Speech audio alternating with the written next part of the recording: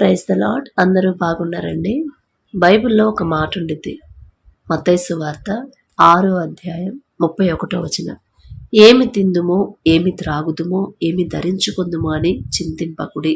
అన్యజనులు వీటన్నిటి విషయమై విచారింతురు. ఇవన్నీ మీకు కావాలనని మీ పరలోకపు తండ్రికి తెలియను. కాబట్టి మీరు ఆయన రాజ్యమును నీతిని మొదట వెదకుడి, అప్పుడు అవన్నీ మీకు అనుగ్రహింపబడును అని మత్తయి సువార్తలో మనం చదువుకుంటాం కదా. అయితే మనం ప్రతిరోజు ప్రార్థన చేస్తున్నాం. కరెక్ట్గా ఇక్కడ ఏదైతే రాసిందో వాటి గురించే కదా మనం ప్రార్థన చేస్తుంది. ఏమి తిందుమా అంటే ఉద్యోగం లేదు, రేపు నా పిల్లలు ఎలా పోషించాలి అని ఉద్యోగం కోసం ప్రార్థన చేస్తున్నాము. ఏమి త్రాగుదుమా, ఏమి ధరించుకుందుమా, లోక అవసరాల గురించే మనం ఎక్కువ ప్రార్థన చేస్తున్నాం. కానీ దేవునికి దగ్గర అవ్వాలని, దేవుని మీద ఆనుకోవాలని, తండ్రికి ఇష్టంగా జీవించాలని, తండ్రికి నమ్మకమైన దాసులుగా మనం జీవించాలని మనం ఆలోచిస్తున్నామా?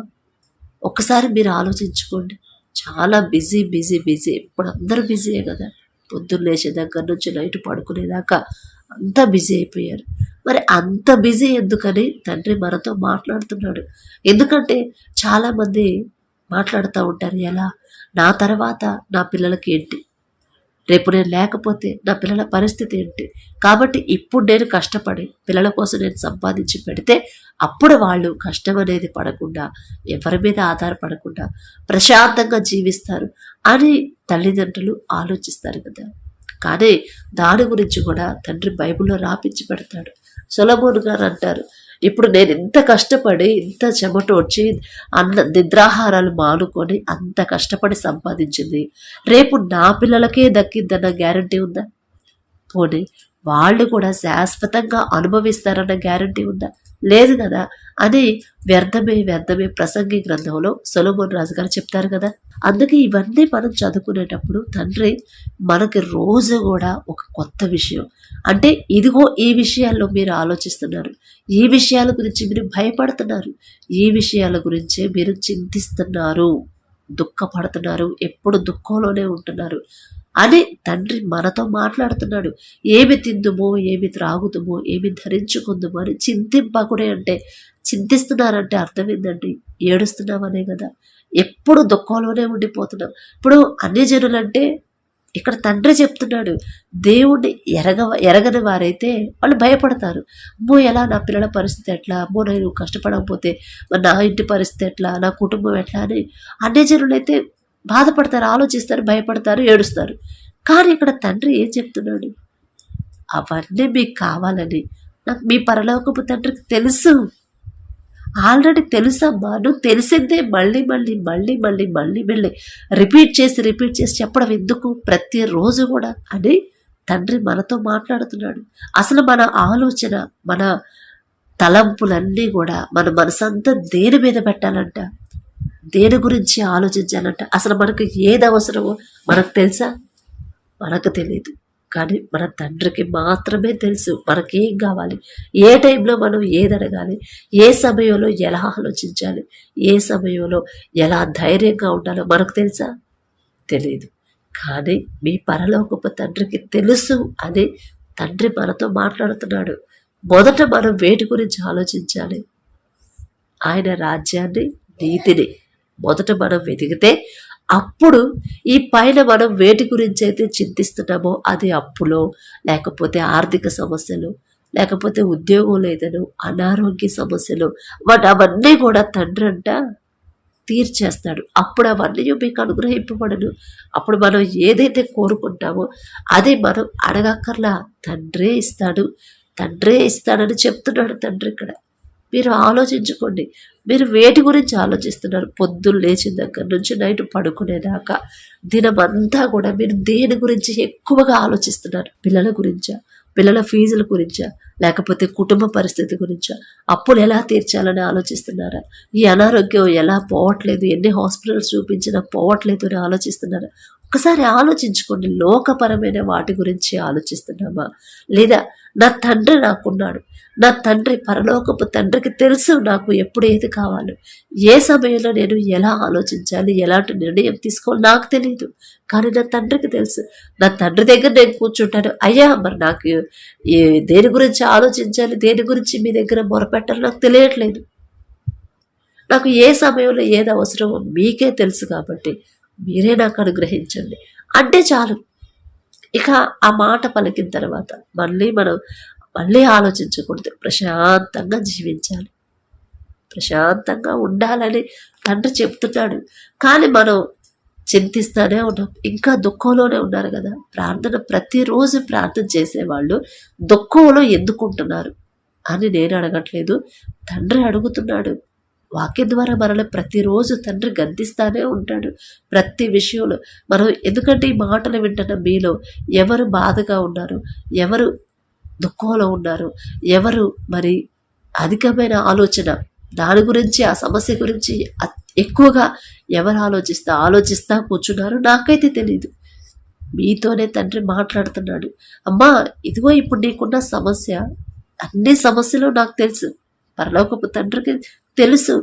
ఎందుకు నువ్వు చింతిస్తున్నావు? నువ్వు దేవుడి గురించి ఆలోచించకుండా సమస్యల గురించి, నీ ఇంటి పరిస్థితులు బాగాలేదని ఎందుకు ఆలోచిస్తున్నావు? అవన్నీ తీర్చాలని తండ్రికి తెలియదా? తెలుసు. అన్యజనుల్లాగా, నన్ను ఎరగని బిడ్డల్లాగా మీరెందుకు ఆలోచిస్తున్నారు? ప్రతి వారం చర్చికి వస్తారు, ఎక్కడ మీటింగ్స్ అంటే అక్కడ అటెండ్ అవుతారు, నా వాక్యం పూర్తిగా మీకు తెలుసు, అయినా కూడా మీరు ఎందుకు ఆలోచిస్తున్నారు అని తండ్రి చెప్తున్నాడు. కాబట్టి ఆలోచించుకోండి. దుఃఖం, విచారం, చింత అనేది అస్సలు వద్దు. ఎప్పుడైతే మీరు ఆలోచించడం మానేస్తారో, దుఃఖించడం మానేస్తారో, ఆ సమస్య గురించి భయపడడం మానేస్తారో, అప్పుడు తండ్రి ఖచ్చితంగా మీ జీవితాల్లో, మీ కుటుంబాల్లో అద్భుతాలు చేయడం స్టార్ట్ చేస్తాడు.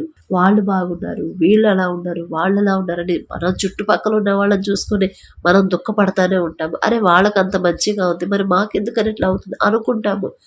ఆ దుఃఖంలోనే ఉండిపోతున్నాం, ఆ చింతలోనే ఉండిపోతున్నాం. అందుకే తండ్రి చెప్తున్నాడు, ఎందుకు నువ్వు చింతిస్తున్నావు, ఎందుకు నువ్వు దుఃఖంలోనే ఉంటున్నావు, ఎందుకు ఆలోచిస్తున్నావు? అసలు వీటన్నిటి గురించి ఆలోచించేవాడు నేనున్నాను.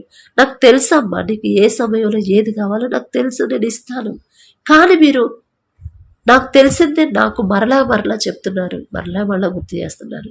మళ్ళీ వాటికి పోనీ నాకు చెప్పారని మీరు ఎవరు సైలెంట్గా ఉంటున్నారా? మీరు ప్రశాంతంగా సంతోషంగా ఉంటున్నారా?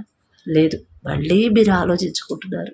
అలా వద్దు తల్లి, మీ ఆలోచన మార్చుకోండి, మీ జీవితాన్ని మార్చుకోండి, మీ మనసు మార్చుకోండి అని తండ్రి చెప్తున్నాడు. ఆలోచించొద్దండి, దేని గురించి కూడా ఎక్కువగా ఆలోచించొద్దు. అది ఎంత పెద్ద సమస్యనో ఆలోచించకుండా ఎలా ఉంటావు సిస్టర్? ఎలా ఏదో ఒక సమయంలో ఎంత వద్దు అనుకున్నా కూడా ఏదో ఒక సమయంలో ఆలోచన వస్తూనే ఉండిందంట. అది అపవాది తెచ్చే ఆలోచన. ఇలా ఇప్పుడు మనం ఖాళీగా కూర్చుంటాము, ఒక సమస్య, ఇంట్లో సమస్యల గురించి ప్రార్థనలో పెట్టిన తర్వాత మనం ఏదైనా పనిలో ఉన్నప్పుడు అదే సమస్య మనకు గుర్తొస్తూ ఉందనుకోండి, ఏంటో అప్పులు, వడ్డీలే కడుతున్నాం కానీ అప్పులు తీరట్లా, అసలు అప్పులు ఎట్ట తీర్చాలో కూడా అసలు అర్థం కావట్లే. ఎంత ఆలోచించినా అసలు ఆ బుర్రకి మంచి ఆలోచనే రావట్లేదు, ఒక సమస్య, ఒక పరిష్కారం అనేది నాకు రావట్లేదు అని ఆలోచిస్తూ ఉన్నాం అనుకోండి. అలాంటి ఆలోచన దేవుడి నుంచి వచ్చిందా, అపవాది నుంచి వచ్చిందా?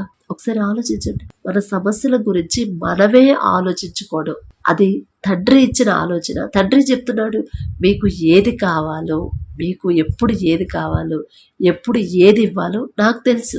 వాటి గురించి నువ్వు చింతించొద్దు, నువ్వు బాధపడొద్దు, నువ్వు దుఃఖపడొద్దు అని తండ్రి చెప్తున్నాడు. అది ఆ ఆలోచన, అది దేవుడు మనకు ధైర్యాన్ని ఇచ్చే ఆలోచన ఖచ్చితంగా దేవుడి నుంచి వచ్చింది. కానీ మనల్ని భయపెట్టే ఆలోచన ఎవరి దగ్గర నుంచి వచ్చింది? ఆ రెండింటికి ఉన్న డిఫరెంట్ అనేది మీరు గ్రహించగలిగితే ఖచ్చితంగా అపవాది తెచ్చే ఆలోచనకి మనం అంత ఇంపార్టెంట్ ఇవ్వం. చిచ్చి ఏంది ఇలాంటి ఆలోచన, నేనేది భయపడుతున్నాను, నా తండ్రి ఏం చెప్తున్నాడు, నన్ను ధైర్యపరుస్తున్నాడు నా తండ్రి. అమ్మా మీకు ఏది కావాలో నాకు తెలుసు, నువ్వు ప్రశాంతంగా ఉండు, నువ్వు భయపడగాకు, నువ్వు ప్రశాంతంగా ఉండని నా తండ్రి అయితే, నా తండ్రి ఇచ్చే ఆలోచన అయితే నన్ను ధైర్యపరిచింది. కానీ ఇదేంటి నేను భయపడుతున్నాను, ఇలాంటి ఆలోచనలు నాకెందుకు వస్తున్నాయి, ఆ సమస్య ఎట్టబోయిద్దు, సమస్య ఎట్టబోయిద్దు, ఈ సమస్య ఎట్టబోయిద్దు, ఇదే ఆలోచన వస్తుందంటే ఖచ్చితంగా నేను కృంగిపోతున్నాను అంటే ఇది అపవాది తెచ్చే ఆలోచన అని గ్రహించండి. ఆ గ్రహింపు తండ్రిని అడగండి. ఒకవేళ లేకపోతే, అయ్యా నేను మీరిచ్చే ఆలోచన ఏదో అపవాది తెచ్చే ఆలోచన గ్రహించలేకపోతున్నాను, మీరు నన్ను ధైర్యపరుస్తారు, కానీ అపవాది తెచ్చే ఆలోచనకి నేను ఎక్కువ లోబడిపోతున్నాను, అలాంటి మనసు నాకు ఉందయ్యా అని ప్రార్థన చేసుకోండి. ఖచ్చితంగా తీసేస్తాడు తండ్రి. ఇప్పుడు అది నాకు అదే అలవాటు చేస్తున్నాడు తండ్రి. ఆలోచిస్తుంటే ఏదో ఒక విషయంలో ఆలోచన వస్తుంది, ఇదేంటి నేను ఆలోచించడం ఇది, అందరికీ చెప్తున్నాను దేవుడి కృపను బట్టి, అలాంటిది నేను ఆలోచించడం ఇది. ఏదైనా సమస్య గురించి ఆలోచన వచ్చినప్పుడు భయం వేసిందంటే ఖచ్చితంగా ఇది అపవాది తెచ్చే ఆలోచనే. నా తండ్రి అయితే నన్ను భయపెట్టడు, నా తండ్రి అయితే నన్ను నిరుత్సాహపరచడు, నా తండ్రి అయితే నన్ను దుఃఖపరచడు, నన్ను ఏడిపించడు నా తండ్రి, నేను ధైర్యపరుస్తాడు నా తండ్రి. కానీ ఇప్పుడు దుఃఖం వస్తుందంటే అది అపవాది తెచ్చే ఆలోచన. ఆ అపవాది తెచ్చే ఆలోచనకి నేనంత ఇంపార్టెన్స్ ఎందుకు ఇస్తున్నాను అనే ఆలోచన మార్చుకోవడం, అది తీసివేయడం అలవాటు చేస్తున్నాడు తండ్రి. ఇప్పుడు మీకు అదే చెప్తున్నాడు. నేనేదో గొప్పదాన్నో, నేనేదో నీతిమంతురాలను అని కాదండి. దేవుడి కృప, తండ్రి కృపలో మనం ఉన్నాము, ఆయన చిత్తంలో మనం ఉన్నాం కాబట్టే తండ్రి మనతో మాట్లాడుతున్నాడు.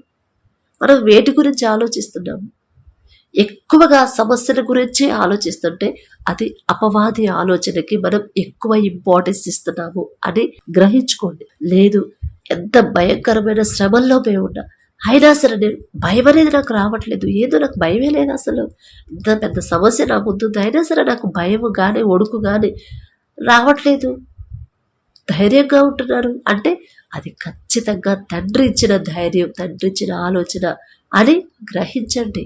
తండ్రి ఆలోచనకే మనం ఎక్కువ ఇంపార్టెన్స్ ఇవ్వాలి. మీరు ఎవరిచ్చే ఆలోచనకి ఎక్కువ ఇంపార్టెన్స్ ఇస్తున్నారో ఒక్కసారి గ్రహించుకోండి చాలు, మీకే అర్థమైంది. మీరు ఎక్కువ అపవాది గురించి ఆలోచిస్తున్నారా, దేవుడి గురించి ఆలోచిస్తున్నారా, మీకే అర్థమైంది. కాబట్టి ప్రైజ్ ది లార్డ్.